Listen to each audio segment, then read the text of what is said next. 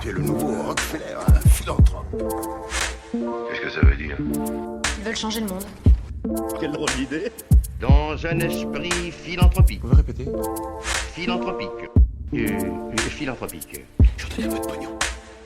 Et finalement, quand beaucoup de gens aujourd'hui me disent « Mais comment fais-tu pour avoir cette humanité ?» Eh bien, je leur réponds très simplement, je leur dis « C'est ce goût de l'amour, ce goût donc qui m'a poussé à me mettre au service de la communauté, à faire le don de soi. » S'emparer d'un mot qui porte l'amour de l'humanité comme message, en saisir tout le sens et la complexité en toute simplicité, découvrir des hommes et des femmes qui s'engagent, écouter leurs histoires et enchanter le monde avec authenticité. Bienvenue dans Philanthropio, le premier podcast francophone qui raconte la philanthropie et dans lequel je vais à la rencontre de ceux qui la font.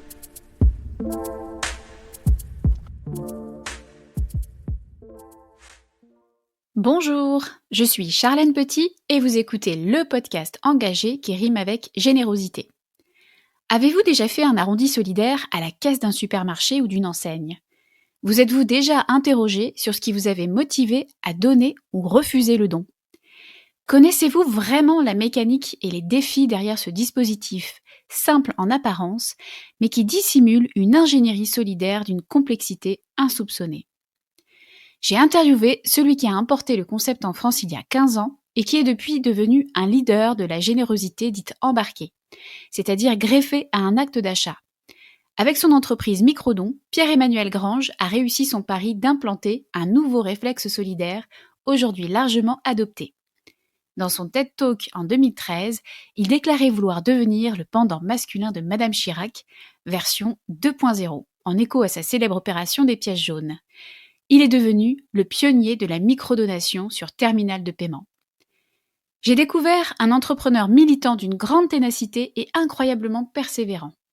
En matière d'entrepreneuriat social, il en faut de la graine de résilience pour combattre les idées reçues, les opinions sceptiques ou majoritaires dictées par la lucrativité avant de récolter le succès. Créer une norme n'arrive pas sans passer par les montagnes russes de l'innovation sociale et de la disruption. Avec Pierre-Emmanuel, nous avons abordé une foule de sujets. L'influence de son père et de son grand-père qui ont tracé le sillon de son engagement, le séjour au Mexique qui a changé sa vie, les rencontres déterminantes dans son parcours, notamment avec Jacques Attali, sa percée dans un marché vierge et les challenges qu'il reste à relever, l'acquisition de Microdon par la Banque Postale en 2020, la santé mentale ou encore la finance solidaire. Cet épisode vous offre une conversation sans filtre et authentique sur l'ascension et les pièges de la générosité embarquée. Vous ne verrez plus jamais l'arrondi solidaire du même œil. Bonne écoute! Bonjour Pierre-Emmanuel. Bonjour. Je suis ravie de te recevoir sur le podcast. Je me suis même demandé pourquoi je t'avais pas reçu avant, parce que ça fait quand même plus d'une décennie que tu travailles dans le secteur de la générosité, mais on a eu cette opportunité, je vais pas dire fortuite, mais un peu forcée par le destin. Ouais. Je vais te présenter rapidement à nos auditeurs. Donc après des études en nouvelles technologies de l'information et de la communication, tu as commencé ta carrière chez General Electric, où tu as travaillé dans les services financiers et la gestion des systèmes d'information. Et c'est une mission au Mexique et la lecture de 80 hommes pour changer le monde qui ont orienté le cours de ta trajectoire professionnelle pour te mener sur le chemin de l'entrepreneuriat social. Tu es à l'origine de l'importation du concept de l'arrondi solidaire en caisse et sur salaire en France, qui permet aux citoyens de verser quelques centimes lors de leurs achats du quotidien ou de faire des dons directement via leur bulletin de salaire. Donc en 2009, tu crées Microdon, une entreprise solidaire d'utilité sociale qui est aujourd'hui certifiée Bicorp et filiale de la Banque Postale. Depuis son lancement, Microdon a collecté plus de 85 millions d'euros au bénéfice de 400 associations partenaires. Donc, on peut dire que le concept a pris et s'est popularisé. Et tu sièges également au conseil d'administration de FAIR, l'association de référence de la finance à impact en France. Alors, pour commencer, j'aimerais qu'on explore un petit peu les influences familiales sur ton engagement dans l'impact social. Parce qu'en général, il n'y a pas vraiment de hasard dans la vie. Tu as déclaré dans une interview que quand tu étais jeune, ton grand-père te disait de partager ton été en 3 temps. Un temps pour travailler et se faire des sous, un temps pour les vacances et un temps pour aider les autres. Comment cette philosophie a-t-elle influencé ton parcours professionnel et personnel? Oui, c'est vrai que j'aime bien, me souvenir ou raconter, ça. Mon grand-père nous disait en effet ça. Alors je dis pas que je l'ai fait, chaque été et je dis pas, que je l'ai fait à chaque fois dans les proportions, d'un tiers, d'un tiers et d'un tiers, mais en effet, on a souvent été, incités, à, s'ouvrir un peu, ouvrir un peu nos chakras, comme disait ma grand-mère, ouvrir nos chakras aux autres et à autre chose. Et en effet, sur ce triptyque-là, travail, les autres, et puis évidemment pour soi, pour ses amis, la famille. Et donc à la fois, il m'arrivait d'être ouvrier en bâtiment dans l'entreprise de mon grand-père, et je faisais en juillet 1 mois de travail à repeindre des radiateurs, et ensuite je partais 2 semaines ou 3 semaines en mission, donc j'en ai fait pas mal. Euh, j'ai eu une éducation assez religieuse, même si par la suite on s'est un petit peu éloigné de la religion dans ma famille suite au décès d'un de mes petits frères, de la mort subite du nouveau-né. Bon, il y a des familles, ça rapproche énormément de la religion. Nous, on fait partie de ceux qui s'en sont un petit peu éloignés. Mais donc j'ai une éducation assez religieuse et bah voilà, j'ai été bien évidemment scout, j'ai été enfant de chœur, j'ai été brancardier à Lourdes, j'ai été bénévole aux Journées mondiales de la jeunesse. Donc voilà, dans mon éducation catholique, j'ai embrassé ce type d'engagement bénévole. Et puis mon père était aussi très engagé. Il était président d'une association de jumelage entre la ville où il exerce en France, dans les Yvelines, qui s'appelle Oudan, et un village de Baïla au Sénégal, en Casamance. Lui animait, on va dire, la relation, la coopération sanitaire en tant que médecin. Ensuite, il est devenu président, et donc on est allé sur des chantiers jeunes, participer à des missions là-bas au Sénégal. Donc voilà, que ce soit par mon grand-père et par mon père, on a eu ce type d'incitation, et je pense en effet que on va dire ça a sillonné en moi un certain nombre de choses, et ça a pu permettre de poser un certain nombre de graines et de les faire germer. J'espère. En tout cas, je pense que ça a eu une influence. Ouais. Tu parles de ton père qui est médecin, qui a donc aussi participé à te transmettre des valeurs d'engagement, de soins et de compassion aussi, parce qu'il a fait plusieurs missions humanitaires pour Médecins du Monde. Et par la suite, il s'est spécialisé dans les soins palliatifs, dont il est devenu un expert reconnu en France. Et il utilise une expression que je trouve très belle.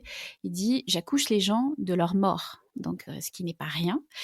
Quelque part, toi aussi, tu as été un accoucheur, mais d'un projet social. Est-ce que tu te vois aussi un peu comme un accoucheur?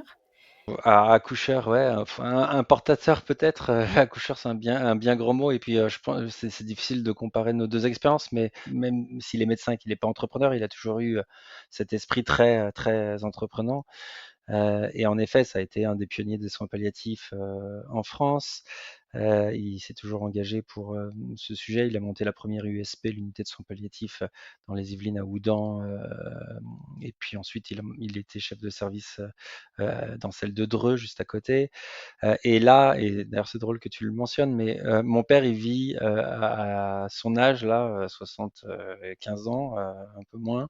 Il est au climax de sa vie, on va dire professionnelle, puisque il a écrit un bouquin avec Régis Debray. Je ne sais pas si tu vois, c'est un intellectuel français qui était très engagé dans les années 68. Il est connu, bon, bien connu de toute l'intelligentsia française, un philosophe, et il a rencontré mon père, et ça a été la rencontre entre le praticien et l'intellectuel, le théoricien, qui peut-être aussi, parce que se rapprochant d'une d'une fin fatidique, se pose aussi quelques questions. Et ils ont engagé une conversation, et des suites de cette conversation est né un bouquin. Et donc ils ont écrit un bouquin ensemble. Et ensuite ce bouquin, les droits, déjà il a été édité par Gallimard, donc une belle maison d'édition, et les droits ont été rachetés par Costa Gavras. Il y a un film qui a été tourné, il vient de sortir là en février-mars, ça s'appelle Le Dernier Souffle, donc même nom que le bouquin. Et puis, et il y a Cadmerade qui joue dedans, il y a Denis Podalides.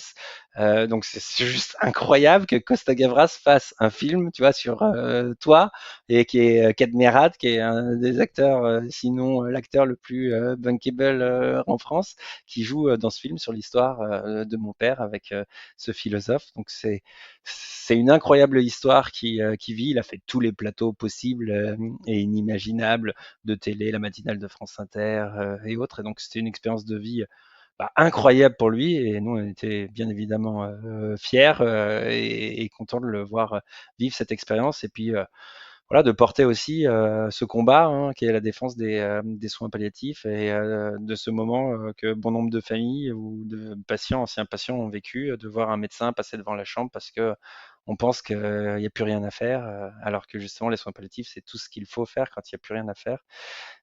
Et donc voilà, nous on a été ça aussi, cet engagement dans les soins palliatifs et cette humanité, on l'a vu et on a vu mon père grandir avec, évoluer avec, et je pense que ça aussi, ça nous a nourris, en tout cas moi, dans mes engagements futurs.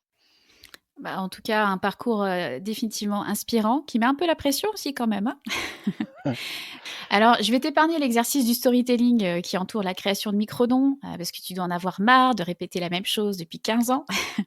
En gros, je vais faire un gros résumé. En 2005, tu bosses pour General Electric, on l'a dit, qui t'envoie en mission au Mexique, alors que tu parles pas un mot d'espagnol. À l'époque, tu savais dire 3 mots: si, cerveza, un beso. Donc oui, une bière et un baiser. Et tu vas faire pour la première fois tes courses au supermarché. Et là, la caissière te pose une question que tu ne comprends pas, évidemment. Donc, pour pas la froisser, tu réponds oui. Tu ne le sais pas encore, mais tu viens d'accepter l'arrondi en caisse, el redondeo. Alors, j'ai fait quelques petites recherches pour savoir où et quand était né l'arrondi solidaire. J'ai pas trouvé grand-chose. Il semblerait que ce soit une société américaine basée à Minneapolis qui aurait développé une preuve de concept en 1999. Est-ce que tu peux nous faire un historique de l'émergence et de l'adoption de l'arrondi solidaire dans le monde? Bah, franchement, j'aimerais bien, mais je suis incapable de le faire. Moi non plus, moi ça fait des années, ça fait, toi j'étais au Mexique il y a 20 ans maintenant. Donc, je suis tombé amoureux de cette idée de ce dispositif. Ça me paraissait tellement être une évidence. Et en plus, tu vois, en fait, ça a vraiment tilté dans ma tête parce que ça raccrochait à un inconscient collectif, un TOC collectif qu'on a tous.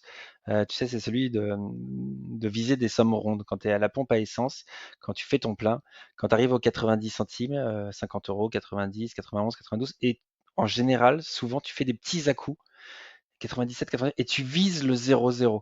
Et ça, vraiment, j'ai interrogé des pompistes, ils me disent, mais 80% des gens le font, quoi. C'est hallucinant, tout le monde vise cette somme ronde. Donc, tu vois, on était déjà mécaniquement prêt à accueillir cette idée d'arrondi pour le pratiquer dans ce type de situation.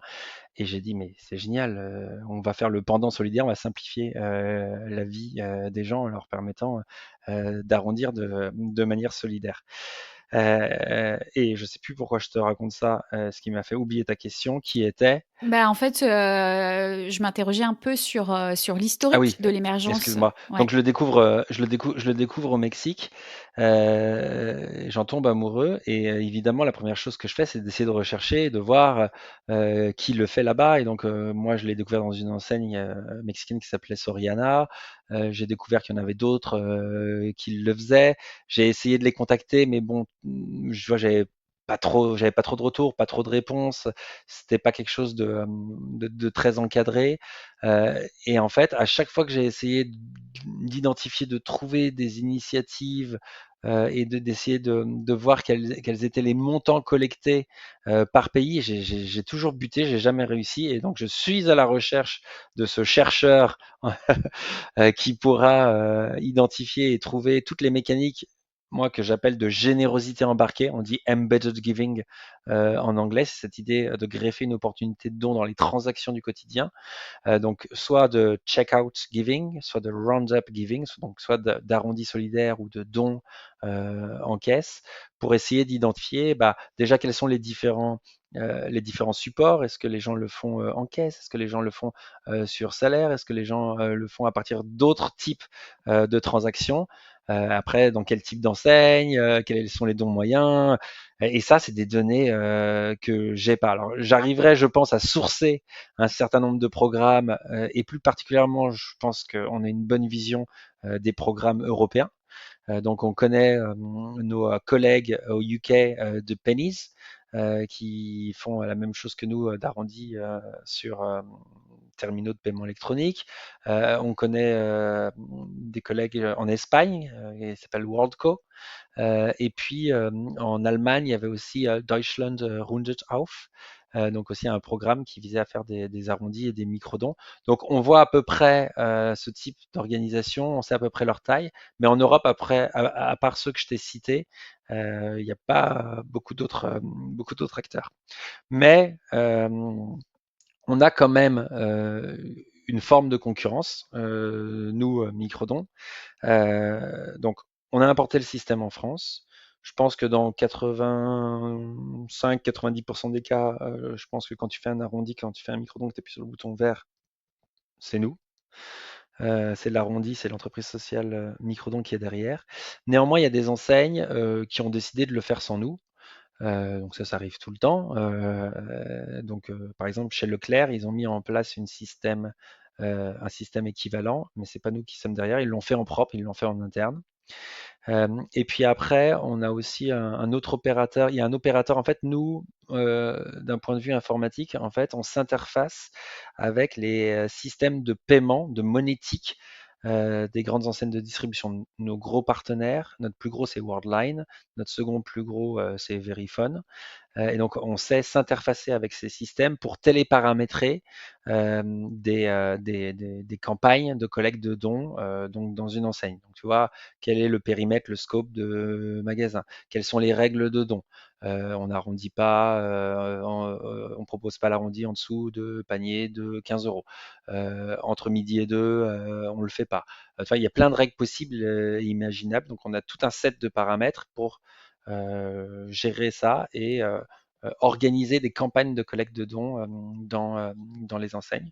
Donc ça, on le fait avec des Worldline et des Verifone, mais il y a des concurrents, il y a un concurrent en particulier de Worldline et Verifone qui s'appelle Edienne, qui est un très gros acteur de la monétique, qui est un acteur mondial et qui lui a internalisé cette compétence. Donc il ne travaille pas avec des opérateurs comme nous, WorldCo ou Pennies, il est totalement autonome et il a son microdon interne, il y a une dizaine, quinzaine de collaborateurs salariés, je crois qu'ils sont aux Pays-Bas, Edienne, qui gèrent ces mécaniques de embedded giving pour eux. Même si c'est un petit peu différent, mais ils font souvent ce qu'on appelle ils ont ajouté une opportunité de don après le paiement.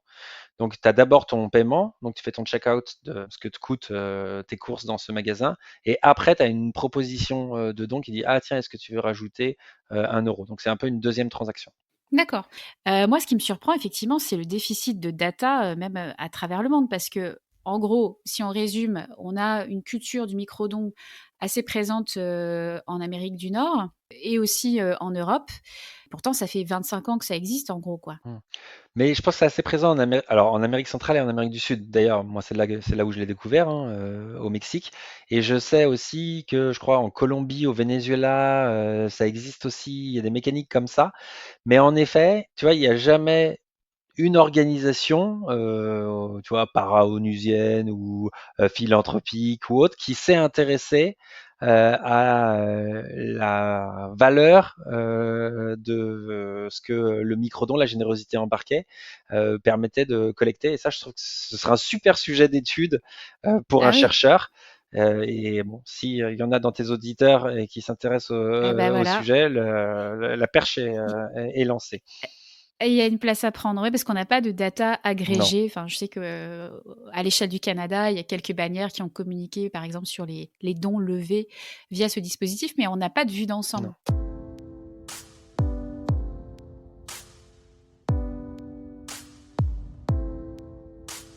Si je reprends le fil de ton histoire, donc de retour en France, tu décides d'implanter le concept. J'aimerais que tu nous parles de 2 rencontres décisives. Avec Jacques Attali d'abord, puis Antoine Vaccaro, le pape du fundraising français qui a été d'ailleurs ton business angel. Ouais, ouais.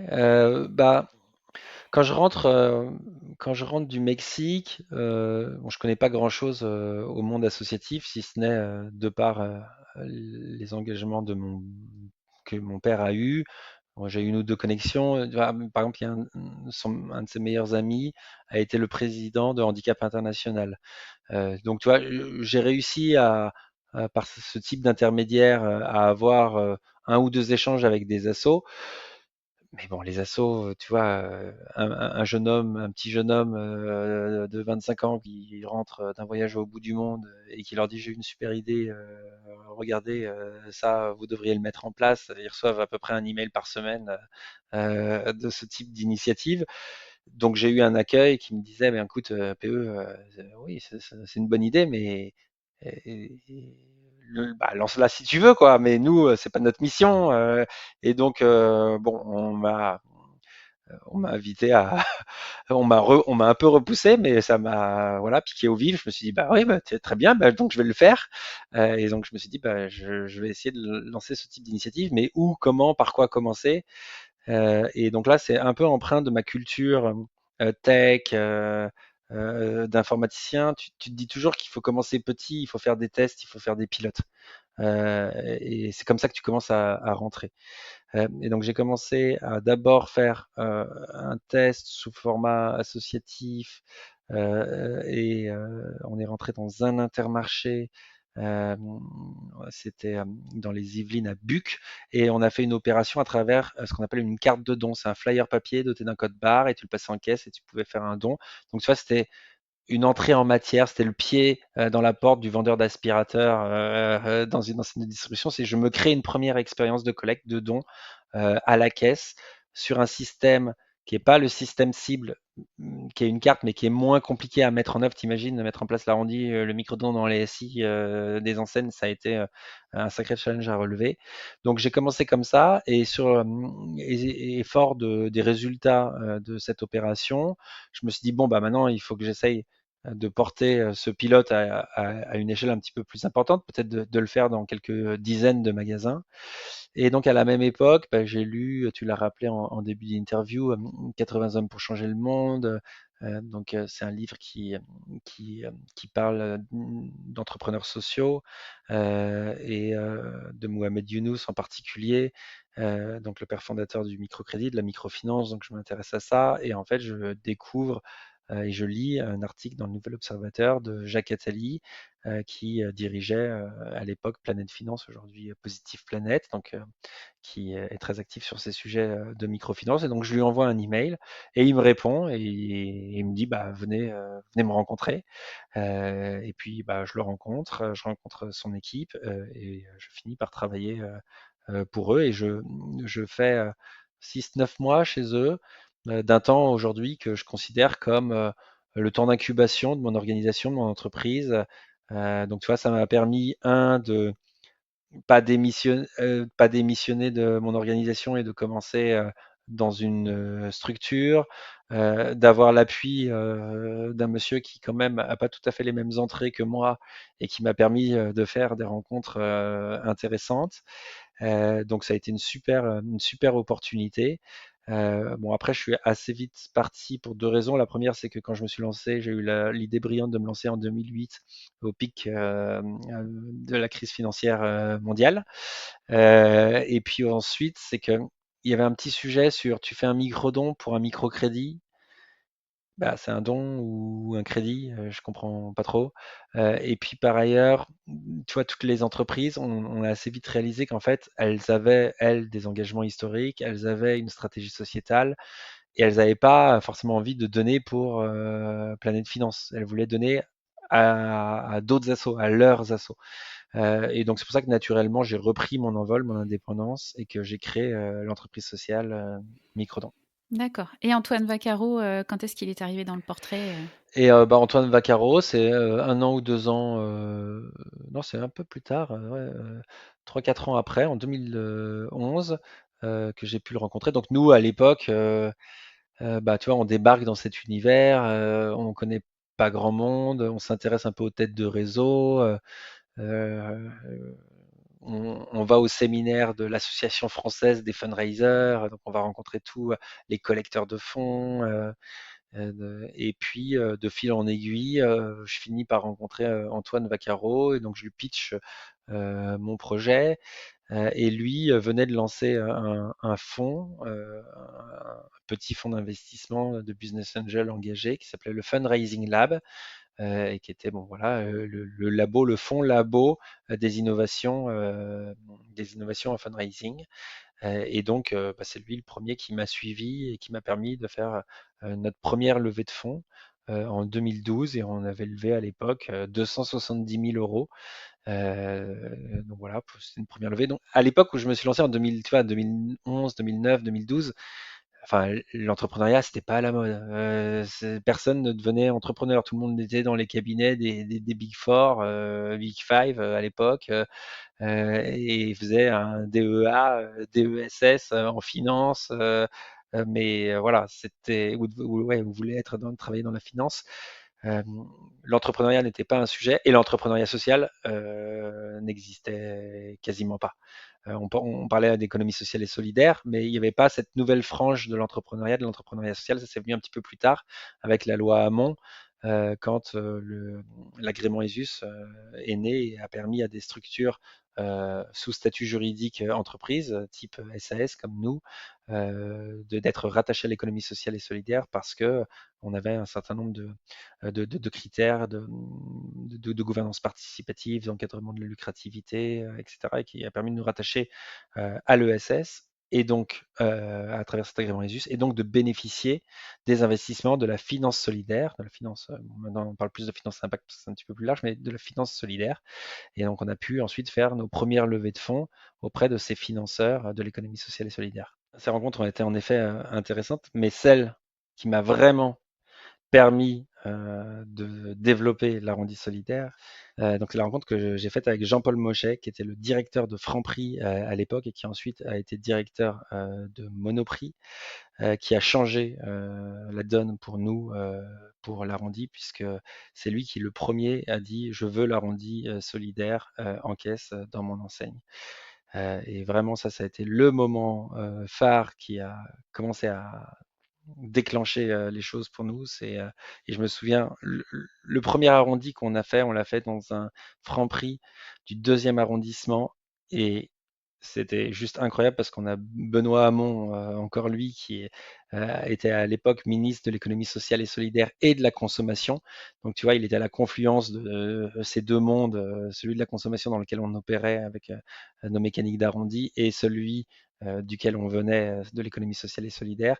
Et c'est lui qui a fait le premier arrondi pour la Croix-Rouge. Et on avait toutes les chaînes de télévision du moment et tous les médias possibles. Ça crépitait de tous les côtés pour le premier arrondi, alors qu'on n'était que dans un seul magasin.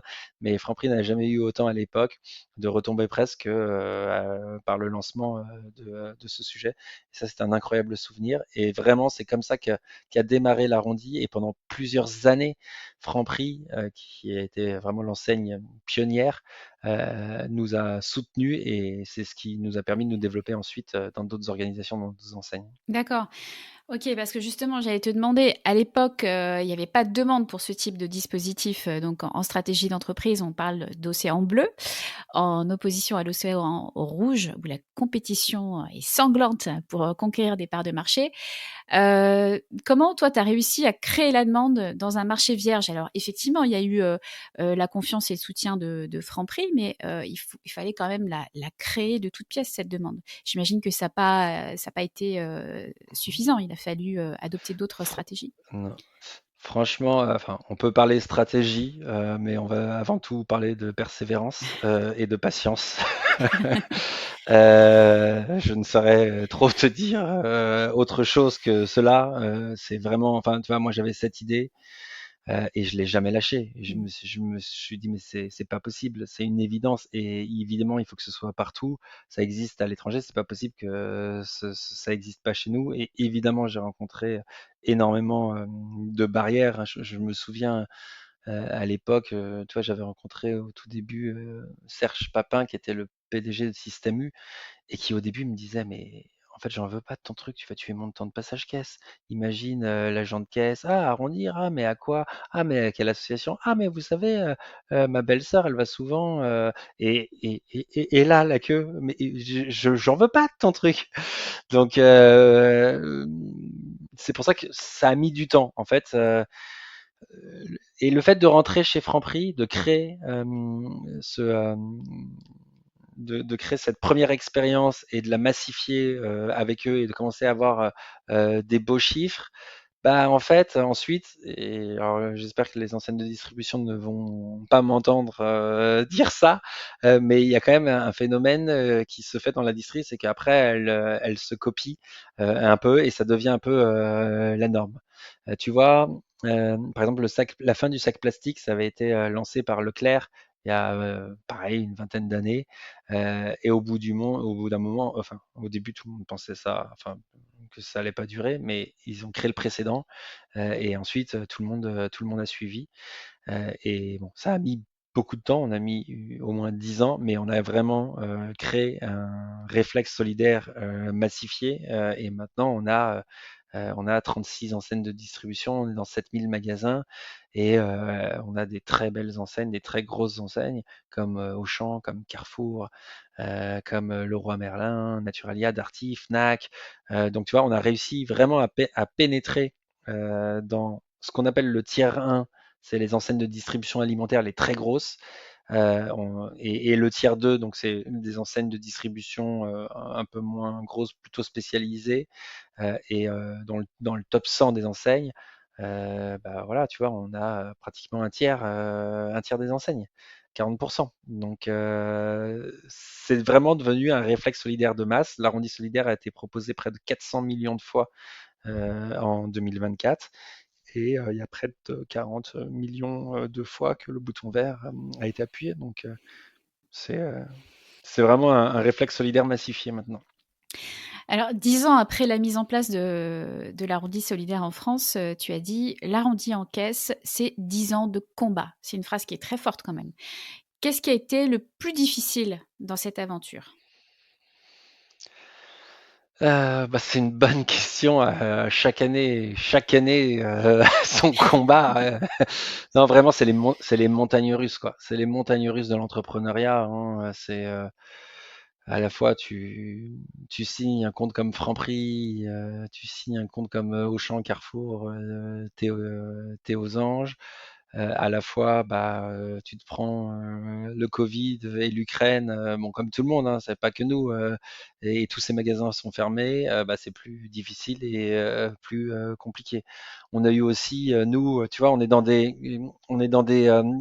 zones grises, dans le sens où il n'y a pas de texte de loi aujourd'hui ou avant qu'on commence à opérer, qui présentait nos mécaniques, la générosité embarquée.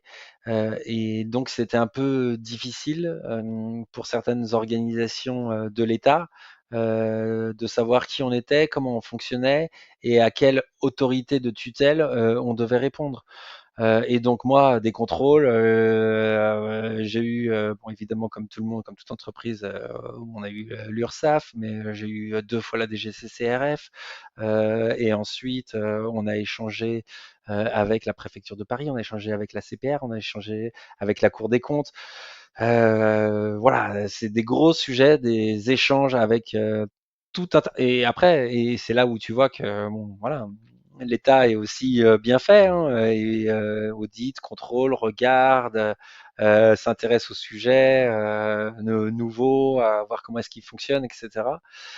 Et d'ailleurs, j'ai beaucoup vu l'évolution, tu vois, de l'État aussi sur ces choses. Il y a 20 ans, tu avais un peu peur de l'État sur des sanctions tout de suite, des amendes et autres. Et alors, je ne sais pas si c'est des initiatives comme, enfin, il y a vraiment des initiatives et des gens qu'on a pu croiser dans toutes ces organisations bah, qui étaient à l'écoute et vraiment sur un objectif et une volonté de, de, de progresser, de comprendre et de voir comment progresser et autres. Mais c'est aussi un boulot énorme. Et dans la bande passante qu'on a, bah, c'est à chaque fois un nouveau challenge. Tu as l'impression de te faire auditer, et de devoir réexpliquer à chaque fois. Et donc, je pense que la grosse difficulté, la grande difficulté qu'on a, c'est que on est connecté à beaucoup de parties prenantes et on répond à beaucoup de parties prenantes. Et ça, c'est très compliqué à gérer. On répond à nos associations qui sont nos bénéficiaires et nos partenaires, qui ont leurs attentes, leurs exigences, et leurs règles éthiques et autres. À nos clients, qui sont les enseignes de distribution, les entreprises. Aux donateurs qui se posent des questions sur les dons, la collecte, où vont mes dons, à quoi ça sert. Et évidemment ensuite tout le corpus d'organisations publiques qui se posent des questions, qui s'intéressent à ces sujets, etc. Donc vraiment beaucoup de parties prenantes. Et pour la petite organisation structure qu'on est, c'est un sacré challenge. On parle de plus en plus de la santé mentale des entrepreneurs sociaux. Est-ce que ça a été un enjeu pour toi dans ton parcours? Franchement, oui, et encore régulièrement. Alors après, je sais pas si parfois c'est de la santé mentale, santé physique, ou si c'est ma capacité à gérer le stress qui fait que je suis dans des conditions où je me pose des questions, ou si c'est parce que je suis un peu hypochondriaque. La vérité est peut-être un peu entre les deux, mais ouais, en effet, on vit des choses et des tels ascenseurs émotionnels que franchement, parfois c'est complexe. Que ce soit, tu vois, quand tu es entrepreneur, la falaise de cash, quand est-ce que tu vas manquer de cash suite à la fin d'un cycle de levée de fonds et les questions que tu te poses, de closer la levée de fonds suivante et de pouvoir payer tes collaborateurs, tes salariés avant la fin du mois. Ça, on l'a vécu à plusieurs reprises. C'est pas simple, que ce soit des épiphénomènes sur les réseaux sociaux ou tu vois, je me souviens pendant Notre-Dame, il y a eu plusieurs polémiques qui ont éclos pendant Notre-Dame, quand Notre-Dame brûlait. Donc, quand Notre-Dame brûle, j'ai justement mon cher Jean-Paul Mochet qui m'appelle et qui me dit bon, bah, demain, je veux que tu me déclenches une campagne d'urgence pour l'arrondi solidaire, etc. Tu peux le faire? Oui, oui, bah, y a pas de problème, on le fait. Il y a deux, trois enseignes qui, comme ça, nous demandent d'organiser une campagne d'urgence pour Notre-Dame. Et en parallèle, tu as tous les milliardaires de notre pays qui font la surenchère de je donne 100 millions, je donne 200 millions, etc. Et donc, on a été face à cette, tu vois, un peu dichotomie-là, d'avoir des méga donateurs qui étaient à coût de centaines de millions, et nous, bon, l'arrondi qui étions là à collecter 3 centimes de francs 6 sous de l'autre côté. Et donc, en fait, les réseaux sociaux à l'époque, ils étaient très sensibles et les sujets étaient très vifs autour de ces polémiques, de la polémique du don. Et il y a eu un phénomène où il y a une cliente d'un magasin, je sais plus où, qui a fait un tweet et qui sur l'arrondi en disant, tu vois, je sais même plus ce qu'elle disait exactement, on m'a forcé à faire un arrondi, etc. Alors que bon, tu vois, t'as pas envie de faire, t'attends, ça disparaît, t'appuies sur le bouton rouge, tu dis non, etc. Mais peut-être qu'avant elle s'était engueulée avec l'agent de caisse, je sais pas. Mais voilà, ça a créé un épiphénomène sur les réseaux sociaux, c'est monté en flèche. Et ça a été repris par je sais pas combien de personnes. Et moi, j'étais en cellule de crise avec c'était un week-end de Pâques. J'étais en cellule de crise avec la Fondation de France, Monoprix, etc. Parce que derrière, ensuite, tous les médias sont venus vers nous, nous interrogeaient pour savoir et comprendre c'était quoi, etc. On a 60 millions de consommateurs ensuite qui est passé, etc. Donc, tu vois, on vit des moments hyper intenses. Donc, entreprendre, c'est dur. Entreprendre dans le social, c'est aussi un petit challenge supplémentaire. Et tu vis parfois face à ces phénomènes-là. Et franchement, c'est des montées d'adrénaline, c'est les montagnes russes, pardon, c'est hyper intense, quoi. Et ça t'atteint quand même physiquement et moralement. Et c'est pas simple, quoi. Donc parfois, j'essaye. Donc déjà, moi, j'habite à la campagne, j'habite en dehors de Paris. Les lundis et les vendredis, je suis en télétravail. Et le week-end, bah, voilà, je me vide la tête. Le soir, le week-end, je pense pas du tout boulot, je travaille pas. Je fais du sport, je fais du VTT dans la forêt de Rambouillet, je fais du padel, je vais voir mes potes. J'essaye vraiment de passer à autre chose, mais ouais, j'ai encore des semaines, ouais, très intenses. Après, je suis hyper bien entouré. Dans mon équipe, j'ai une équipe vraiment, voilà, franchement incroyable. Bon, je sais pas si tous les entrepreneurs disent ça, mais moi, j'ai vraiment cette chance-là d'être hyper soutenu, hyper entouré, et on a cette force du collectif avec aussi ce but commun tous. C'est que moi j'ai des collaborateurs qui sont pas là, qui sont pas là par hasard, quoi. J'ai des salariés qui sont quand même des gens assez engagés, voire pour certains assez militants. Donc il y a une force du collectif dans l'organisation qui est importante et qui est un vrai soutien bah, pour moi. Après, toi, on essaye aussi de mettre en place sur ce type de dynamique. Je ne sais pas si tu connais Moka, MOKA, c'est une start-up qui accompagne des directions des ressources humaines autour de ces problématiques justement euh, de, euh, euh, bah, de tu vois, j'en oublie mes mots. Euh, Bah, de fatigue mentale et te propose de te mettre en relation avec soit des coachs, soit des thérapeutes pour t'accompagner sur certaines problématiques. Et ça, c'est quelque chose qu'on a mis en place dans l'organisation, dans l'entreprise et dont moi j'ai moi-même bénéficié. Donc c'est un- c'est important de se faire accompagner. Peut-être que c'est aussi quelque chose qui est lié à notre génération, tu vois, entre 30 et 40 ans, c'est à ce moment-là où tout arrive, quoi. Et donc, on a nos carrières qui explosent, qui s'envolent. On a nos familles qu'on construit. On a nos enfants. On a un projet d'emménagement, de déménagement. On change de job. Et quand tout ça commence à arriver, à s'accumuler, etc. Et l'exigence de la société, des sociétés dans lesquelles on travaille, etc. Et puis de nos amis, de nos familles, qui est toujours plus importante, etc. Et au bout d'un moment, tout ça, il y a des, il y a des fêlures quand même. Ah, ça se télescope, comme je dis toujours, on prend tous nos points d'adultes en même temps. Et c'est vrai que ça pose des défis déjà de gestion du temps. Tu sais, on parlait de la répartition tripartite du temps, mais déjà, si tu arrives à équilibrer ton temps de travail et ton temps perso, tu es déjà super content. Mais oui, ouais, effectivement, on ressent beaucoup de pression de performer un petit peu dans toutes les sphères de nos vies. Et c'est vrai que parfois, ça se télescope et puis il y a des petits fils qui se touchent et pouf, ça crée, ça crée soit des fumerolles, soit un burn-out. Mais en tout cas, ravi d'apprendre qu'il existe aussi des solutions type premier répondant, qui, à mon avis, c'est un peu comme la télémédecine, quoi. Ça se passe par téléphone. Exactement.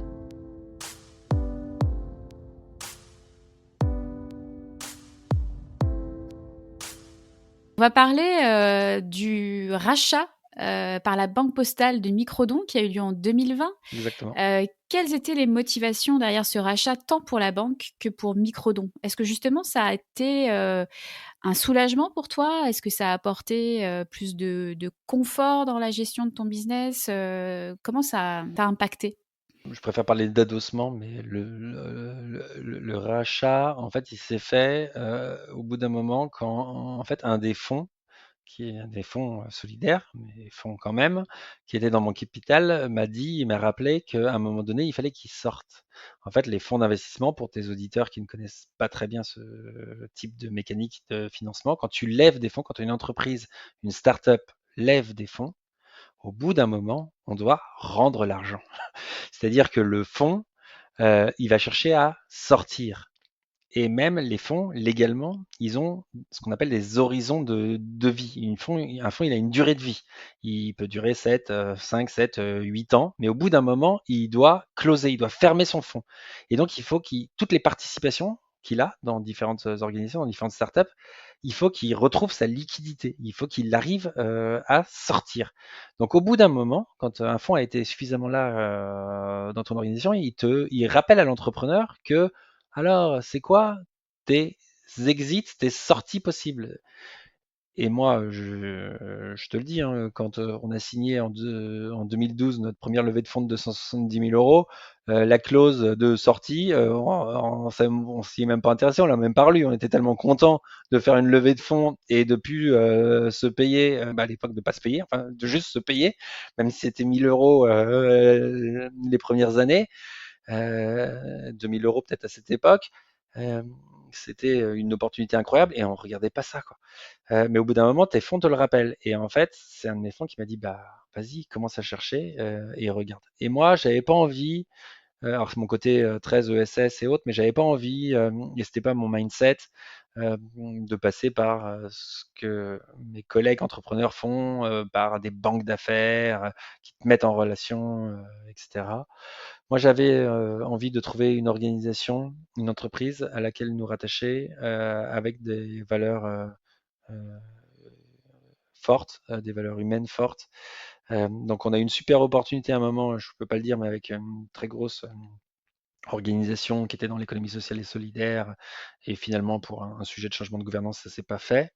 Et ensuite, ça s'est fait avec la Banque Postale.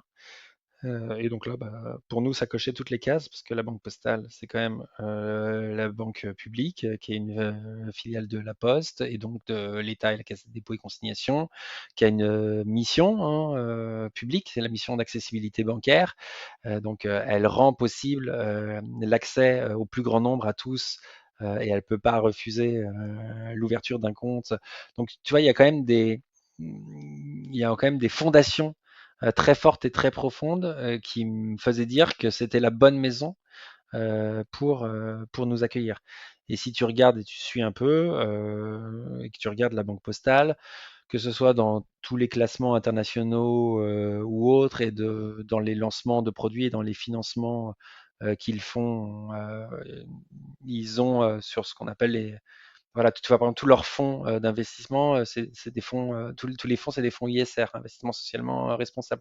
Ils ont des engagements sociétaux et environnementaux qui sont quand même au-dessus de la norme et qui sont bien identifiés. Donc, on est très content d'avoir été accueillis dans cette belle maison. Et aujourd'hui, moi, alors à titre personnel, en tant qu'entrepreneur, c'est un soulagement de santé mentale aussi, parce que, tu vois, là, je le dis, hein, et sincèrement, on a eu des épisodes là, en l'occurrence Covid, Ukraine, et je pense qu'on n'aurait pas traversé ça sans cet adossement et sans le soutien de la banque.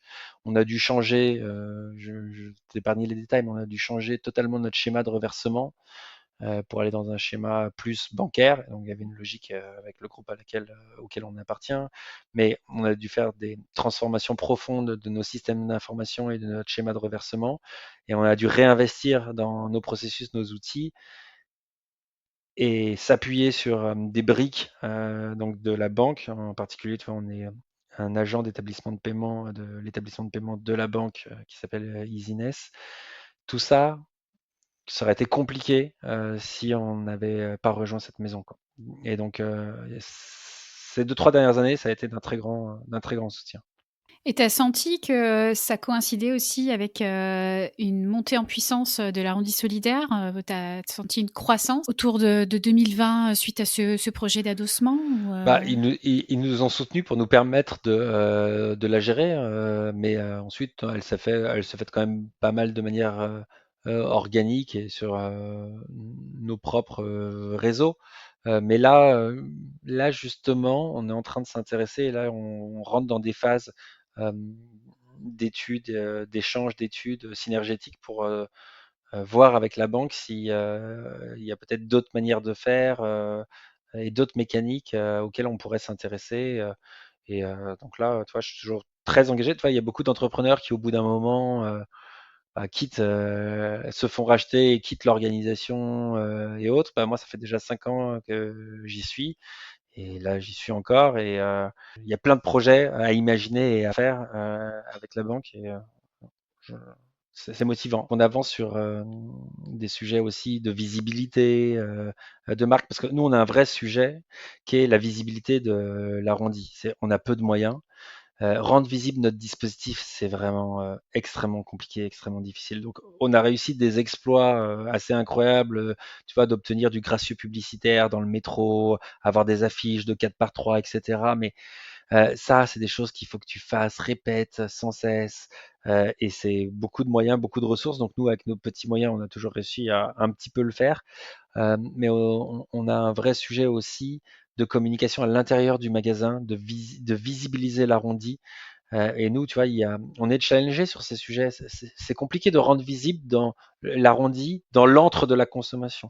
Oui, Quand tu es dans un supermarché, tous tes sens sont attirés de partout par tous les messages possibles et inimaginables que et les industriels et l'enseigne essayent de mettre en avant. Tu vois, des différents rayons, des promos, donc voilà, ça pop-up de partout, c'est en ébullition tout ça. Et donc, nous, d'arriver à trouver notre place, l'arrondi, pour être un petit peu visible, à avoir notre PLV publicité sur le lieu de vente qui soit affiché, etc., d'avoir le message bien affiché sur le terminal de paiement électronique. Tout ça, c'est un challenge assez incroyable. Et là, on essaye de vraiment s'activer sur ces sujets et en particulier aussi de communiquer et de recommuniquer sur les réseaux sociaux. En fait, on a constaté qu'il y avait pas mal de fake news qui circulaient un peu autour de notre sujet, de l'arrondi. La plus courante étant non, faut pas donner à l'arrondi. Si vous donnez, c'est l'enseigne qui défiscalise. Bah, il y a un petit phénomène conspirationniste là qui s'est installé et il y a des gens qui pensent ça. Donc, évidemment, non. Hein, et évidemment, je ne sais pas quel DAF d'enseigne aurait cette idée un peu incongrue de demander un reçu fiscal pour des dons qu'ils n'ont pas effectués puisque ce sont les dons des donateurs euh, clients de l'enseigne. Et je pense qu'il se mettrait dans une mouise pas possible si demain il avait un contrôle de Bercy sur ces sujets. Et puis par ailleurs, il faut quand même des reçus fiscaux pour ça. Et les associations, elles vont pas émettre des reçus fiscaux aux entreprises pour des dons qui sont pas les leurs. oui, exact. Ça, c'est un rappel important à faire parce que l'entreprise, elle est juste un organe collecteur intermédiaire. Effectivement, ce sont les clients qui donnent à l'association et non l'enseigne. Donc, par définition, l'entreprise ne peut pas émettre de reçu fiscal. Donc ça, c'est un rappel important. Exactement. Est-ce qu'il y a d'autres idées reçues sur l'arrondi en caisse que tu souhaites déboulonner, hormis la défiscalisation, puisqu'on en parle là? Bah, alors je sais pas si toi t'en as entendu d'autres, mais ça c'est une des plus importantes. Après, il y a le sujet de on voit pas, on sait pas, on voit pas à qui on donne. Donc ça c'est un sujet. Donc c'est vrai que, enfin, comme je l'ai dit, tous tes sens sont alpagués par pas mal d'autres messages qui rendent difficile la visibilisation de l'arrondi, de la mécanique, la durée de vie de la publicité sur le lieu de vente. Donc, tu vois, le petit présentoir, la petite affiche, elle est de l'ordre de quelques heures, minutes, voire secondes dans certaines enseignes. T'imagines le flux, le volume. T'as vite fait un gamin qui arrache le truc. Ça va très très vite. Donc, on a un sujet de visibilité. Donc là, on travaille, on réfléchit avec des partenaires comme Worldline pour, par exemple, afficher le logo de l'association sur le terminal de paiement électronique. Maintenant, tu vois, les nouveaux terminaux de paiement électronique, ils sont en couleur. Donc, on travaille sur ce type de mécanique pour déporter la PLV qu'on n'arrive pas à installer dans les magasins sur le terminal de paiement électronique pour mieux visibiliser l'arrondi, l'association, et donc répondre à cette question qu'on nous pose de bah non, on ne sait pas à qui on donne, on ne voit pas, etc. Donc ça, c'est un sujet qu'on nous remonte. Après, il y a le sujet de où vont les dons.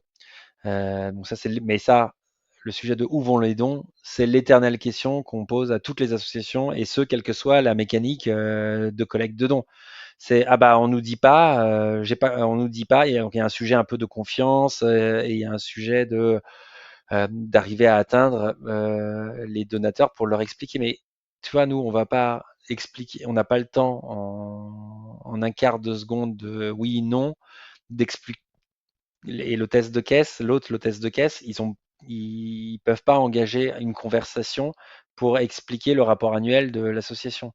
Donc ça, c'est un vrai sujet. Donc nous, on fait énormément d'efforts là-dessus et on a récemment, on a une nouvelle directrice de la communication et fundraising qui est arrivée et on a vraiment repris en main notre communication sur les réseaux sociaux pour justement beaucoup plus communiquer sur l'impact, interviewer les assos et autres. Mais après, tu vois, là aussi, on a un problème de reach, c'est-à-dire que nos vidéos, elles sont, elles sont vues par les personnes qui nous suivent et on a du mal à atteindre la masse des gens. Donc, c'est difficile de lutter contre un peu ces fake news. Donc, le soutien et l'apport de la Banque Postale pour essayer de voir comment est-ce qu'ensemble on peut communiquer pour mieux rendre visible notre impact. Eux, je pense que déjà ça les intéresse, hein, comme aussi preuve de l'engagement citoyen de la banque. Et nous, évidemment, ça nous intéresse pour démontrer aux donateurs ce qu'on est capable de faire et les retours d'impact qu'on peut avoir avec les associations avec lesquelles on travaille. Tu parlais de reach à l'instant. Ça m'amène à te poser la question suivante, parce que vous avez fait une étude en 2023 avec OpinionWay pour mesurer la notoriété et l'usage de l'arrondi solidaire auprès des Français. Donc, ce qu'on constate, c'est que la pratique, elle est quand même assez installée depuis 15 ans maintenant, puisque plus d'un Français sur 4 a déjà fait un arrondi en caisse. Et une fois qu'il est pratiqué, l'arrondi, il est adopté, puisque 97% des Français sont prêts à recommencer, ce qui est quand même une statistique encourageante. Très ancrée chez les jeunes, 34% qui ont moins de 35 ans, plus féminine à 64%, et davantage quand même sensible aux dons que la moyenne des Français. Mais il y a quand même 2/3 des Français qui souhaiteraient plus d'informations sur l'affectation des dons. Donc ça recoupe ce que tu disais tout à l'heure. Est-ce que ça signifie, selon toi, que les enseignes ne jouent pas suffisamment le jeu de répondre aux besoins d'informations sur l'utilisation des dons ? Parce que la logique voudrait quand même que ce soit elles qui endossent finalement un petit peu cette responsabilité en termes de communication de l'impact des dons collectés, non ? C'est une vraie question, mais tu vois, les enseignes, c'est quoi leur métier? Leur métier, c'est pas ça. Leur métier, c'est quand même avant tout de vendre des produits et elles sont assez focus, les enseignes, sur ce qu'elles doivent faire. Et donc, elles travaillent avant tout à tellement de problématiques. T'imagines toutes les problématiques qu'une enseigne de distribution comme un supermarché doit gérer, des problématiques d'approvisionnement, de distribution, de logistique, des problèmes de conformité sur tous les produits. Enfin, il y a des centaines, des milliers, des millions de problématiques à gérer. Et un directeur de magasin, quand tu vois, chaque semaine à peu près, il reçoit l'email de toutes les directives du réseau, de tout ce qu'il doit faire. J'ai déjà vu ces mails. T'imagines même pas le boulot qu'ils ont à effectuer, c'est incroyable. Donc les changements de réglementation, enfin, ça va dans tous les sens. Et ils ont une liste de courses à la Prévert à faire, de la prise de température, des frigidaires, au retrait de tels produits. Enfin, ça va dans tous les sens. Et dans ce flot de communication, on a la petite ligne qui dit et n'oubliez pas que la campagne de l'arrondi commence le et donc, autant te dire que dans beaucoup d'enseignes et dans beaucoup de magasins, ils découvrent que la campagne est activée le jour où le premier donateur dit ah bah tiens, c'est quoi ça? Ah bon bah attendez, c'est quoi l'assaut bénéficiaire? Ça arrive, c'est sûr. Et donc, on a un vrai sujet, nous, de bande passante. C'est comment est-ce qu'on arrive à rendre visible l'arrondi, le microdon, à toucher le directeur de magasin, le directeur ou la directrice de la ligne de caisse, aussi dans cet environnement où il y a pas mal de turnover parfois dans ce staff-là.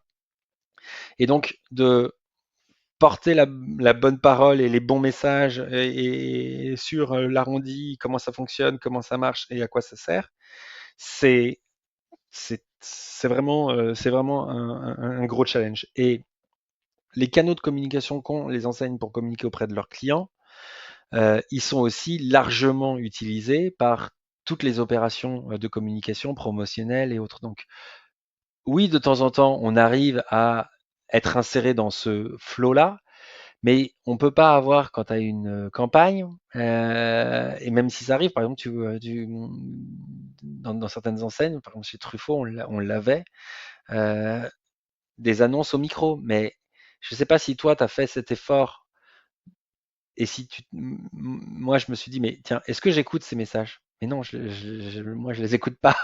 Mais donc, parfois, on est là, on existe, mais on est parmi des centaines et des milliers de messages. Et c'est extrêmement difficile de visibiliser l'arrondi.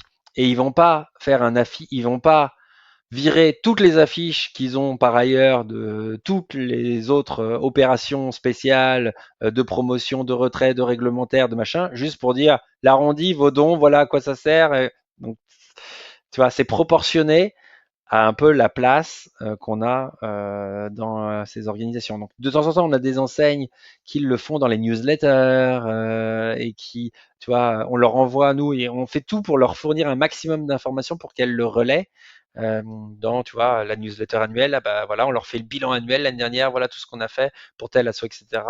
En espérant que ce soit poussé déjà au magasin et ensuite que ce soit repris par des coms internes dans les newsletters à destination des clients externes. Ouais. Il y a plein de choses là dans ce que tu dis parce que vous travaillez avec des enseignes intégrées, pas encore avec les franchisés de la grande Non. distribution. Alors donc il y a peut-être une possibilité d'agréger toutes ces données-là pour que le siège finalement s'empare un peu de cette problématique de communication. Mais je comprends qu'effectivement, dans le day-to-day des directeurs de magasins, c'est pas évident d'insérer cette petite case générosité embarquée dans le dans l'agenda finalement. En tout cas, c'est complexe. Mais ceci étant dit, il y a un point qui a retenu mon attention dans l'étude que je mentionnais tout à l'heure avec OpinionWay, c'est que 7% des répondants aimeraient être informés via des podcasts. Alors, c'est pas tombé dans l'oreille d'une sourde. Et je pense qu'effectivement, il y a une grosse carte à jouer en matière de marketing audio, parce que autant un appel micro, je peux comprendre que c'est du bruit parmi du bruit, mais faire ses courses en écoutant un petit podcast bien produit, évidemment, il faut que ce soit bien amené, mais en tout cas, il y a peut-être quelque chose à penser. Ou tu sais, dans les zones de repos, souvent dans les centres commerciaux, on voit des petites zones de repos où c'est peut-être l'occasion de mettre un petit QR code qui renvoie vers un podcast. Ou, enfin, en tout cas, il y a des possibilités. Franchement, je te le dis, enfin, moi, j'aime l'idée, je trouve ça intéressant, mais tu vois, on a déjà fait des tests de ça où lié lié à une opération d'arrondi de microdons de générosité embarquée en magasin, on mettait des QR codes à côté pour voir si les gens flashaient, écoutaient, reprenaient, visitaient, etc. Par exemple, et le nombre de clics, il n'y en avait pas. Personne ne flashait, personne ne cliquait. Quand on a eu ce phénomène un petit peu sur tu sais, Notre-Dame, ce que je te disais, voilà, le petit bad buzz qu'on on a eu énormément de presse. On a communiqué, on a mis les articles, les liens de l'arrondi de Microdon. Mais on a eu 0 visite. On a eu, enfin, tu vois, 100 visites. On n'a rien eu. En fait, il y a toujours il y a aussi un paradoxe, moi, que je trouve pour le donateur, mais je suis aussi dans ce paradoxe-là. Hein, c'est, ah oui, on veut être rassuré, on veut des informations, etc. Mais on va pas la chercher et on va pas la lire, l'information. Ce sujet, il nous dépasse totalement. Et alors, certes, il nous impacte et on se le prend un peu en retour parce qu'on a un geste et une mécanique de don qui est assez massifiée, qui est très visible.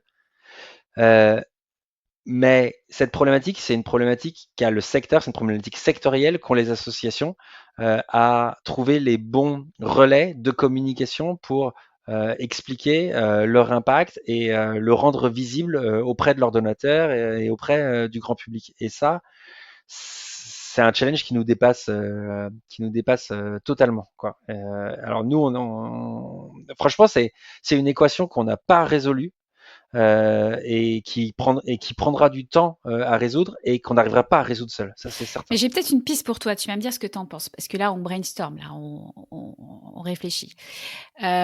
Aujourd'hui, bon, comme tu sais, il y a de plus en plus d'acteurs sur le créneau du mécénat collaboratif, de l'engagement des collaborateurs et des clients des entreprises.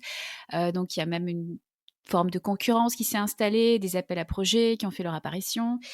Donc, on a un marché de la générosité dite embarquée, donc qui consiste à allier un acte d'achat à une initiative solidaire.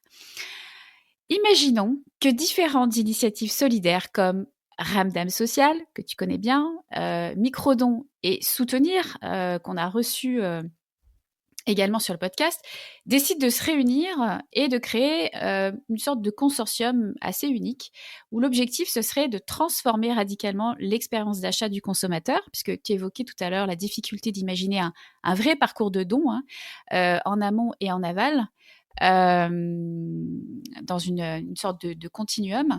Donc, l'idée, voilà, ce serait finalement de créer une expérience d'achat du consommateur en intégrant systématiquement un mécanisme de solidarité dans chaque transaction et de proposer donc un parcours de générosité embarqué. Donc, dans ce scénario, un client fait ses courses et peut, au cours de la même visite, arrondir son ticket de caisse, choisir un produit dont l'achat génère un don, donc ça c'est le concept de Ramdam Social, ou transformer ses achats en dons. Donc ça c'est le concept de soutenir. Qu'est-ce que tu penses de l'idée? Est-ce que tu y verrais un intérêt stratégique? Bah, moi, je suis toujours intéressé par ce type de mécanique de travailler avec les acteurs qui nous ressemblent. Et donc, tu vois, par exemple, on essaye de communiquer ensemble régulièrement. Moi, Ramdam, en effet, je les connais bien, je les suis. Je suis dans le comité de mission de Ramdam Social. Je suis aussi un des business angels de Ramdam, un des investisseurs. Je suis un investisseur de centimes, hein, moi, donc c'est pas des gros, c'est pas des gros montants, mais j'y suis parce que le projet m'intéressait et que c'est des sujets de consommation responsable qui me paraissent évidents et il fallait que je sois fasse partie prenante, fasse partie de cette aventure. Je pense que ce sujet que tu évoques, on peut pas l'analyser seul et il faut qu'on le fasse avec les acteurs de la distrie. Et moi, je n'arriverai pas à répondre à ta question comme ça. Il faut qu'on soit avec des professionnels de la distrie qui analysent ce sujet. Mais on va être aussi en concurrence avec plein d'autres initiatives. Donc là, on est Ramdam, nous, des acteurs de la consommation responsable, on greffe un don à une transaction.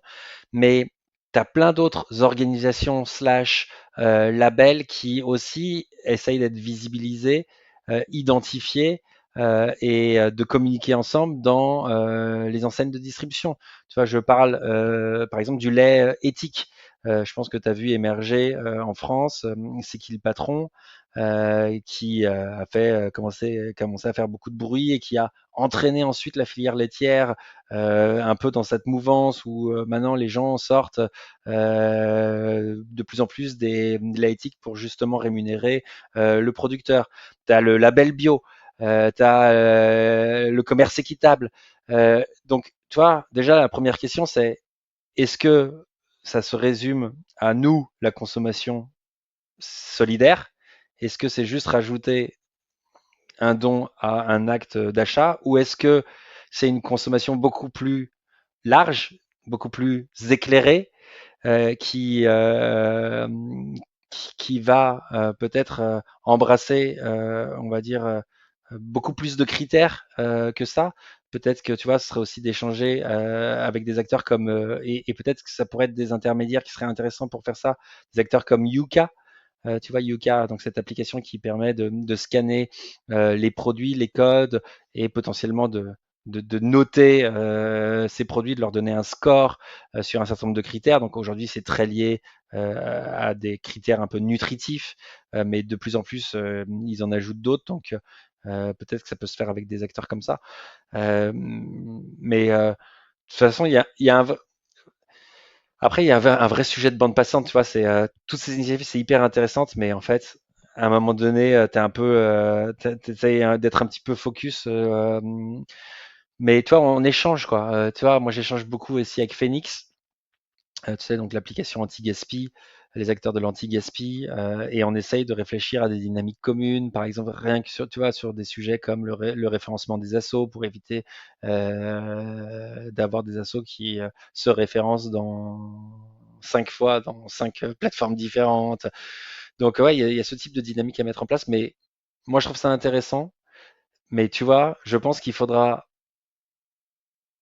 soit une puissance, soit de la puissance publique, soit un acteur leader et entraînant qui ait un peu de ressources et de moyens euh, pour entraîner les autres, fédérer les autres et leur permettre de dégager un peu de bande passante sur ces sujets. Parce que ça, c'est hyper intéressant, mais t'es pas focus, t'es pas focus sur ton activité, ton métier. Et nous, je le dis, on n'a pas beaucoup de bande passante, on a peu de salariés, on n'est pas rentable, c'est toujours un peu compliqué. Et donc, c'est compliqué de dégager du temps et des ressources à ce type d'initiative, quoi.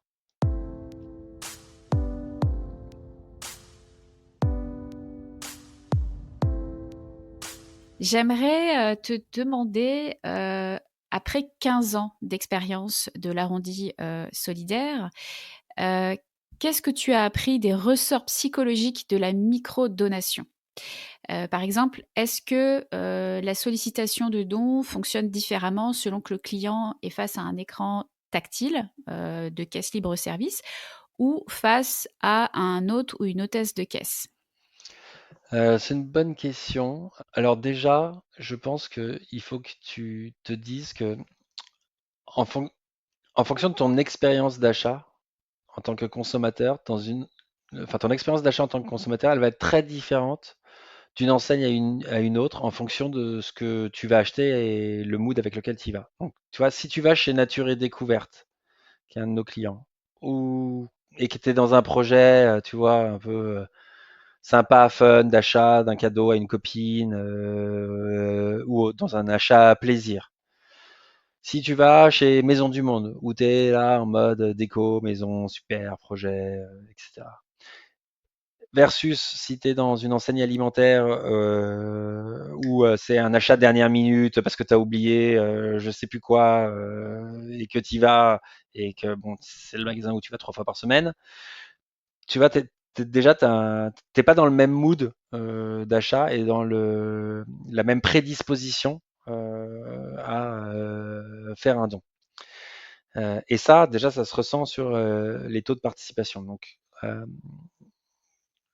en général, dans l'alimentaire, ils sont moindres que dans le spécialisé, où tu ne fréquentes pas le magasin du tout de la même manière. Donc ça, c'est déjà un premier sujet. Je trouvais que c'était intéressant de comparer un petit peu ces deux enseignes, ces deux typologies d'enseignes. En revanche, le volume est tel dans l'alimentaire que c'est là où on collecte et là où on a vraiment l'impact, c'est dans l'alimentaire. Ensuite, pour revenir à ta question, il y a un sujet en effet entre les lignes de caisse où il y a des caisses automatiques et où il y a du personnel de caisse. En général, enfin, ça se vaut à peu près, mais on a déjà fait un peu d'A/B testing et en fait, on a pu réaliser que dans certaines enseignes, ça fonctionnait mieux en automatique, sur les caisses automatiques, que sur les caisses avec un humain. Et on a creusé, on a essayé de comprendre un petit peu. Et en fait, on s'est aussi aperçu que dans certaines enseignes, et c'est pour ça que pour nous, c'est hyper important d'essayer d'atteindre la ligne de caisse, d'atteindre le directeur de magasin, d'atteindre le directeur et la directrice, le chef de caisse. Euh, dans certaines enseignes, il arrive que euh, l'hôte de caisse appuie sur le bouton rouge avant de te présenter le terminal de paiement électronique et refuse le don, et donc le client ne le voit même pas. Et donc nous, on a des faux négatifs. En fait, tu vois, il suffit d'un client qui, une fois, et franchement, il y a plein de situations comme ça. Le métier d'hôte de caisse, il est difficile, hein. C'est un des métiers, je pense, les plus difficiles du monde. On l'a grandement salué au moment du Covid, où tout le monde était là, bravo, merci d'être là pour nous nourrir, etc. Mais au quotidien, je peux te dire que le personnel de caisse s'en prend plein la tronche, de toujours les mécontents. Et puis il y a aussi les gens qui déversent voilà, leurs problèmes de la semaine, de la maison, du boulot. Et les irritants viennent vite, quoi. Et ça peut vite s'exciter. Euh, et donc parfois, tu es face à des clients et là, ça passe pas. Et donc, il suffit parfois d'un client qui dit, mais c'est quoi ce truc? Et pourquoi vous faites pas un don? Et pourquoi moi, je paye des impôts? Pourquoi est-ce que je donnerais? Donc, tu vois, ça peut aller dans tous les sens et comme tu veux, un peu comme ce que tu vois et lis sur les réseaux sociaux. Et donc là, l'hôte de caisse se retrouve un peu au fond de sa chaise, se dire attends, mais c'est quoi, j'ai pas envie de subir ça. Et donc, nous, on a interrogé des hôtes de caisse et ils nous ont fait ces retours-là. En disant attends, je me suis fait engueuler Mmh. une fois, Ouais, plus jamais comme ça, je me fais engueuler. ouais. Et donc, Après, ils veulent pas ils rouvrir la boîte n'ouvrent de pas le Pandore, quoi. bottin. Et donc, tu vois, parfois, ils se disent ouh, lui, je le connais, c'est sûr que voilà, je le Je le sens. Ou sens lui, je pas. le sens pas. Lui, je le sens pas. J'appuie sur le bouton rouge. Tenez, monsieur, vous pouvez juste Ouais, non, payer. mais c'est intéressant. J'avais pas vu les choses sous cet angle-là. Moi, personnellement, mon expérience, si je devais la partager, hein, t'es pas aussi dans les mêmes dispositions quand tu fais des courses alimentaires versus quand tu es chez Nature et Découverte avec la petite musique, les Exactement. petits oiseaux, les petits espaces bien-être, etc. Donc voilà, c'est pas mon mode de fonctionnement. En revanche, je consomme beaucoup de seconde main, surtout au niveau des livres. Donc, je vais dans une enseigne qui s'appelle Renaissance, qui fait beaucoup d'insertion sociale. Et c'est vrai que systématiquement, tu vois, je fais l'arrondi parce que pour moi, c'est très concret. Je vois sur le C'est plancher cohérent. ce projet. Exactement. C'est fluide, c'est dans la continuité et c'est un peu comme un, pardon l'anglicisme, mais un no-brainer pour moi, tu vois. C'est bah oui, bien sûr, tu vois. Donc cette expérience du don, elle est très complexe de ce que je comprends au fil de notre conversation. Elle est très complexe à imaginer et à concevoir pour effectivement mettre le donateur dans de bonnes conditions. En fundraising, on dit toujours, en tout cas quand on est fundraiser, on nous apprend qu'en matière de sollicitation, il faut demander le bon montant à la bonne personne, par la bonne personne, pour le bon projet, au bon moment. Et c'est vrai qu'en matière d'arrondi en caisse, je ferais un peu ce même parallèle parce que tu peux pas embarquer la générosité du consommateur n'importe où, n'importe comment, avec n'importe qui. Et vous, votre difficulté, c'est que vous n'avez pas le contrôle sur tous les points de contact. Oui, mais aussi, tu vois, pour revenir sur le rôle de l'hôte de caisse, tu peux pas demander à l'hôte de caisse, en plus de ce qu'elle fait, tu vois, d'être... déjà, elle doit demander à chaque fois, il ou elle doit demander, est-ce que tu as la carte de fidélité? Donc, tu vois, elle a plein de points de contrôle et de choses à demander. Elle peut pas, il ou elle peut pas demander à chaque fois, et avec le sourire et avec le bon niveau d'information, d'enthousiasme et être dans une relation parfaitement équilibrée et adaptée à chaque client pour que l'expérience de l'arrondi se passe bien. Ça n'arrivera pas, ce n'est pas possible. Et donc après, moi je dis aussi, tu vois, donc nous on a un peu ce type de critique et tout ça, et c'est normal, mais moi je dis, oh là, relax, hein, c'est juste un centime, c'est juste 5 centimes, c'est 25 centimes. Tu veux pas, t'appuies sur le bouton rouge, tu veux pas, t'attends un peu, ça disparaît. C'est pas un sujet, c'est pas un problème. On n'a pas besoin d'en faire non plus, tu vois, tout à fait un foin. Et c'est la même chose sur l'impact, tu vois, sur les retours d'impact. Oui, c'est important et oui, il faut qu'on fasse des efforts et on essaye toujours de communiquer plus, mais on va pas essayer de résumer le rapport annuel avec les bons KPI à chaque client, à chaque passage caisse. C'est un don de 5 centimes. Après, tu as envie d'en savoir plus, tu fais tes recherches sur l'association, tu regardes un petit peu et voilà. Et donc, c'est très difficile de trouver le bon dosage, d'arriver à positionner correctement le curseur. En plus, on est tous différents et on répond tous à des stimuli différents. Donc, c'est un challenge qu'on n'est pas prêt d'arriver à relever pour tout le monde, quoi. Et donc, tu vois, par exemple, ouais, on nous a déjà dit, mais ouais, moi, j'aimerais bien choisir mon association à la caisse. Je dis, bah ouais, ouais, mais choisir ton association, déjà, on peut pas le faire. Là, je reviens au temps de passage caisse, c'est pas possible. Tu peux pas choisir ton association, c'est pas possible. Eh oui, mais vous pourriez le mettre lié à une carte de fidélité, et puis on pourrait choisir, etc. Je dis, bah ouais, mais en fait, juste là, on complexifie le sujet. Et les gens, je te dis, en transformation, les gens, déjà, moi, je te l'ai dit sur l'expérience du QR code, là, personne va flasher le QR code pour aller choisir son asso. Tu auras un pouillème de gens, tu auras, tu vois, sur les 400 millions de transactions et les 40 millions de participants qu'on a, tu n'auras rien. Il n'y aura pas de transformation, ce sera trop compliqué. Et t'imagines la dépense d'énergie en marketing, en fundraising qu'on devrait avoir et faire pour essayer de faire augmenter ça. Ouais. Voilà, notre sujet, c'est juste l'arrondi, c'est simple, c'est bouton rouge, non, bouton vert, oui, il y a une asso, il faut on essaie de le visibiliser plus. Mais aujourd'hui, voilà, on est limité à ça et à la place aussi qu'on nous donne. On communique plus sur les réseaux sociaux, on essaie d'être un peu plus visibilisé et surtout, moi, ça, c'est mon gros challenge, mon gros chantier, c'est qu'il faut qu'on arrive à réenchanter et réembarquer le personnel de caisse, la ligne de caisse. Et pour moi, c'est eux qui sont en contact des clients. Et nous, on le voit et on le sait, hein, quand tu es dans un magasin qui fonctionne bien et qui marche bien, déjà d'un point de vue business, ça veut dire qu'il y a une équipe qui tourne bien et qui sont déjà bons sur les chiffres. Ils seront bons sur l'arrondi solidaire parce qu'ils ont aussi le mindset pour que tout se passe bien, que l'expérience client se passe bien. Et là, ils ont des taux de participation de 20, de 25% qui sont très très bons. Alors pour terminer, Pierre-Emmanuel, j'aimerais t'adresser une question de Julie Bourreau et Luc-Olivier Pierret de Ramdam Social qu'on a cité tout à l'heure et que j'ai reçu dans l'épisode 50. J'aime bien de temps en temps amener une question d'un précédent ou une précédente invitée pour faire un peu des ponts entre les projets. Et puis, il se trouve que vous vous connaissez dans la vraie vie, donc ça tombe bien. Alors c'est une question en 2 parties. Quel moment précis de ces 15 ans à Microdon t'a le plus marqué ? Et qu'est-ce qui te motive chaque matin à continuer d'innover dans l'impact social malgré le contexte actuel qui est plutôt du genre à refroidir? Alors moi vraiment, ce qui m'a le plus marqué, c'est la rencontre d'une bénévole, ancienne bénéficiaire du Secours populaire français, qui s'appelle Claudie, qui est décédée maintenant, qui était au SPF 75 et qui avait un sourire édenté, marqué par la vie, mais une énergie folle et incroyable à renverser les cœurs et vraiment à entraîner tout un monde. Donc tu vois, elle avait été bénéficiaire et ensuite elle s'en était sortie, s'était engagée, était devenue bénévole et venait servir les autres.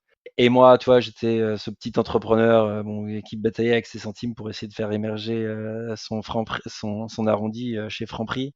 Et ça te remet face à la réalité de la vie et ça m'a pas mal marqué et ça me faisait dire que déjà il fallait qu'on continue et qu'on collecte pour ces associations qui, elles, étaient vraiment au bon endroit. Et donc moi, voilà, enfin nous on est juste une mécanique, on est juste un petit outil de collecte. Et franchement, on ne collecte que 16 millions d'euros par an. C'est pas non plus la panacée, c'est pas non plus grand-chose. C'est un petit geste solidaire de consommation citoyenne. Et j'espère qu'il en entraînera d'autres, donnera envie à d'autres, qu'on collectera plus. Ok, certes, mais les assos, celles qui font vraiment et qui sont un ciment dans la société, c'est les assos. Et j'ai vu le langage de la preuve à travers cette rencontre-là avec Claudie. Et voilà, donc moi, c'est ce type de rencontres qui m'ont vraiment marqué et qui me font aussi dire que, tu vois, demain, tu vois, je sais pas quel sera mon avenir après, mais je pense il est durement, il sera durement ancré, je pense, dans le SS. Mais moi, tu vois, parfois, j'ai aussi l'impression et ce sentiment de pas essayer d'être au bon endroit, quoi. Enfin, c'est un outil techno, quoi. On fait des transactions, on appuie sur des boutons verts, on collecte des centimes, super. Mais tu vois, parfois, ça manque un peu plus de sens et j'aimerais être un peu plus dans le contact et dans l'impact. Et donc, je sais pas. Ça me fait aussi pas mal réfléchir ce type de rencontres, quoi. Et excuse-moi, j'ai loupé la deuxième partie de la question. Eh ben, qu'est-ce qui te motive chaque matin à continuer d'innover dans l'impact social malgré le contexte actuel un peu morose du genre à refroidir, quoi? C'est mon autre engagement, mon deuxième engagement sur lequel j'essaye d'être actif, même si pour l'instant j'ai pas de temps. Donc c'est plus celui de la finance solidaire, de la finance à impact. Donc moi je suis rentré dans le conseil d'administration de FAIRE. Donc nous, Microdon, on a été financé par la finance solidaire. Donc on est une des preuves que la finance solidaire, ça fonctionne.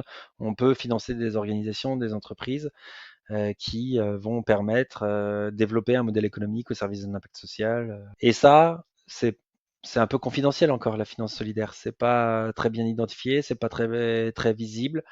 Et moi, je suis convaincu que de plus en plus de Français se posent la question de leur épargne, de où est-ce qu'elle est investie, de ce qu'en font les banques, les fonds et autres. Et je suis convaincu. Mais tu vois, là, il y a une même problématique. Aujourd'hui, tu as de l'argent dans un livret A, un LDDS, ou tu places de l'argent dans un fonds. Ils ont cette même problématique que nous, alors qu'ils sont là depuis des années, de savoir bien identifier à quoi sert ton argent, sur quel support il est investi, dans quelle organisation, dans quelle entreprise, et quels sont les retours, et même les retours d'impact, même si ils sont en train d'améliorer tout ça. Tu sais, on parle de critères ESG sur l'écologie, sur la société, sur la gouvernance. Donc, ils mettent en place des critères pour essayer de bien identifier ça, mais il y a vraiment un sujet de rendre ça visible, de le rendre palpable, de le rendre compréhensible, qui est aussi un vrai challenge qu'ont les fonds. Et moi, je suis convaincu que demain, la finance solidaire elle va s'ouvrir des portes, va intéresser plus, et que de plus en plus d'organisations, de gens vont vouloir placer une partie de leur épargne, de leurs investissements dans des projets à réel impact. Et donc ça, c'est vraiment un sujet qui m'anime et qui me passionne, et il sera peut-être, je ne sais pas, dans quelques années, la suite pour moi. J'aimerais bien m'investir là, je commence un peu. Je m'intéresse pas mal à tout ce qui est entreprise d'insertion, entreprise adaptée. Tu vois, il y a des assos aussi qu'on suit, qui font partie de nos bénéficiaires, comme Lazare ou autres, qui accompagnent des publics très éloignés de la société. Et c'est des choses qui m'intéressent beaucoup, qui m'inspirent énormément, et voilà, qui me donnent envie de continuer, en tout cas, dans ce chemin de l'économie sociale et solidaire. Merci beaucoup Pierre-Emmanuel pour ton temps et ta générosité aujourd'hui, ton partage authentique et sincère à la fois sur tes problématiques d'entrepreneur et à la fois sur tes problématiques business à impact. On va bien évidemment te suivre sur les réseaux sociaux. Je mettrai tous les liens en description d'épisode. Encore merci d'avoir pris ce temps-là pour essayer un peu de faire le tour de cette question de l'arrondi solidaire qui est très complexe, on l'a vu, et en même temps passionnante. Merci beaucoup, Charlène. À très vite. Merci beaucoup d'avoir écouté Philanthropio. Vous avez aimé l'émission ? Dites-le moi avec 5 étoiles et des commentaires sur l'application Apple Podcast. Vous pouvez retrouver également tous les épisodes sur philanthropio.com. Si vous souhaitez réagir, écrivez-moi à charlène@philanthropio.com. À bientôt pour dérouler le fil de nouveaux récits.